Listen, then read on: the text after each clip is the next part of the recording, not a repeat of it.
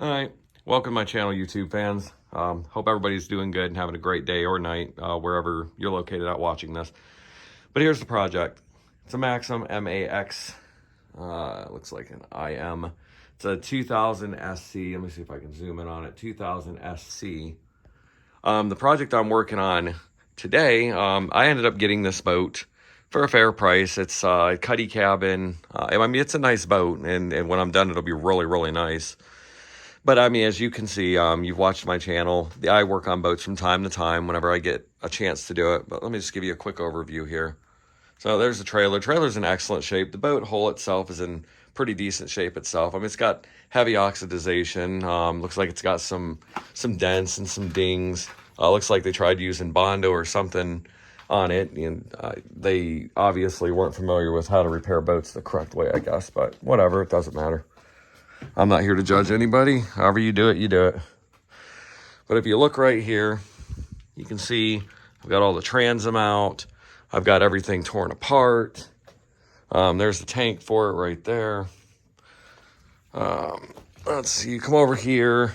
Here's the engine. The engine's been rebuilt. I had it machined 20 over.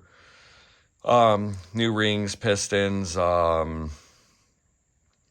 bearings, water pump, alternator. I mean, it's been completely redone. New carburetor, new everything. Also just got done doing this. This will actually be for sale here pretty quick. This is a Mercruiser 3.0. Just a little baby 4-cylinder engine. It's been completely rebuilt as well. But I've got to set it up for its first start. It was bored 10 over. So it's got new pistons, new rings, basically the same thing as the other engine. Here's the Mercruiser, the Alpha 1 drive that goes to this boat, along with the first engine right here that goes to this boat. And this has been rebuilt as well. I actually have videos. If you go back through my YouTube feeds, I have videos of that being rebuilt, the upper and the lower case. But continuing on here, I'm trying to show you the rest of the boat here.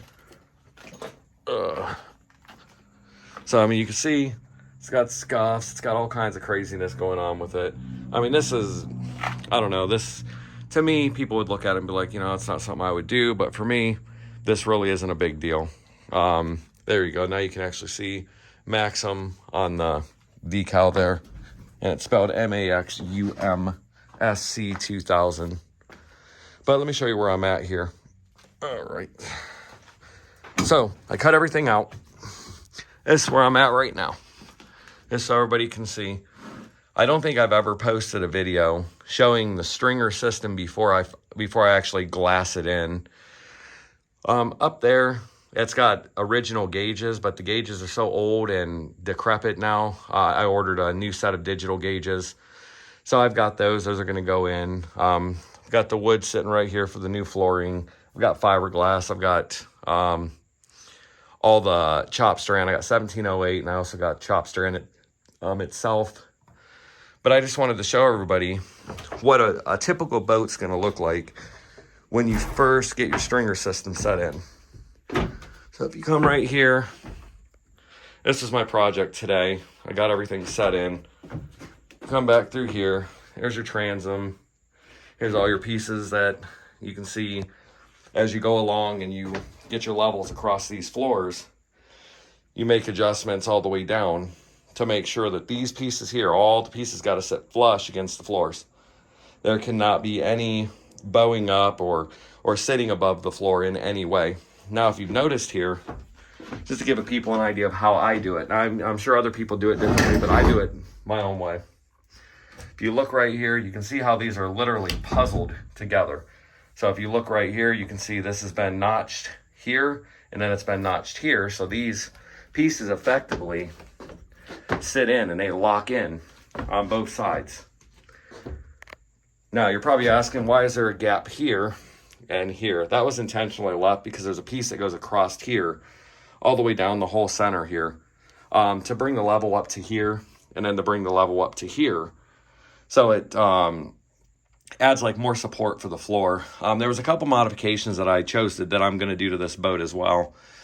One of the modifications in the original cutout of this what they did is they took right here and they cut a hole here, and they only ran the floor to where it literally came right here and then back all the way down. And then when it come right here, it allowed water to drain into here. So water would effectively sit inside of that. And then they had a drain hole through the floor here, right in this engine mount going to the stringer on both sides, so it could drain out there and then there. To me, that just seemed ridiculous, and it did not seem like the right thing to do. So what we're gonna do is we're gonna run another piece of wood right here, all the way back to the back end of the boat over here. And then we're gonna effectively seal this whole section here. So when I lay the floor is gonna meet up with the engine mounts right about like this. So the floor can't go any further. Basically, when the water hits the floor from this side here, it's gonna run straight down into the bilge right off the engine mounts itself. It's not gonna be allowed to just sit in between this crevice here. I think that was part of the problem. When I took this apart, the transom was completely just destroyed and rotted out completely. And I believe that probably had a lot to do with it. Another thing, something you're gonna find on these boats, if you ever do a Maxum, the bulkheads are usually the first things to go. So these parts right here, that's usually the first thing that's gonna go. So if you find bulkheads that are bad, you just go ahead and rip them out, rip your stringers out right along with them. Because if your bulkheads are bad, what it does is it comes over here, the bulkhead goes bad, and it'll seep up behind the fiberglass here, and it'll start destroying about this much of the stringer on both sides, for the top and bottom. Then what happens once it gets up here, your flotation foam goes here, here, there, and then a slight amount goes right along that ridge there on both sides.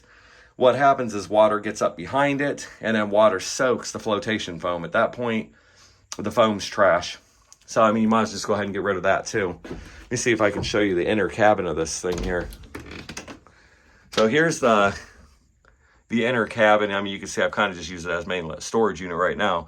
But it's got my carpet in there. It's got the propeller.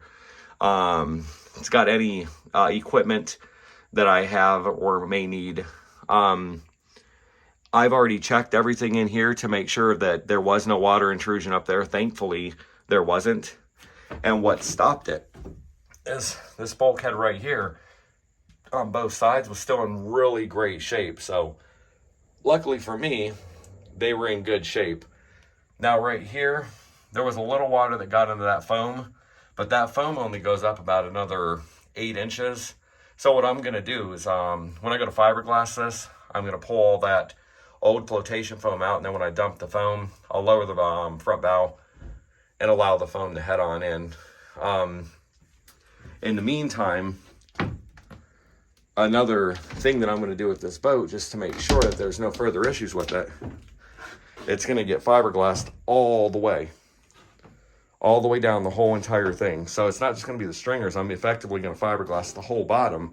Stringers will get 3 layers. It'll start with chop strand, and then it'll go to 1708, and then it'll go back to chop strand again.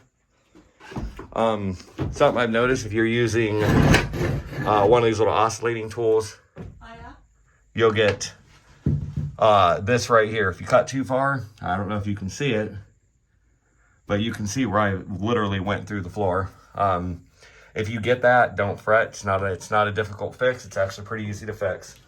So you don't got to sit here and freak out. I mean, it's just simply you notch it. What you're going to do here, you're going to notch this at an inward angle this way and this way. Think of it like you're welding a cast iron. You notch it in, and then you're going to fill it with some resin, well, almost like a peanut buttery mix.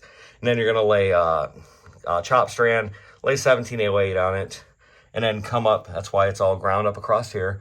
So you can come down from here all the way back up, and then you just effectively seal the crack. And then on the bottom side, you turn around, you seal it, and then you gel coat back over it, and that's pretty much it. Call it a day. But if anybody has any questions, feel free to ask, message, write. I'll answer them to the best of my ability when I get a chance. My next video will consist of this having been fiberglassed in and the next proceeding steps. Thanks for watching. And hope everybody has a great day. If you like my content, like and subscribe. Thanks. Bye.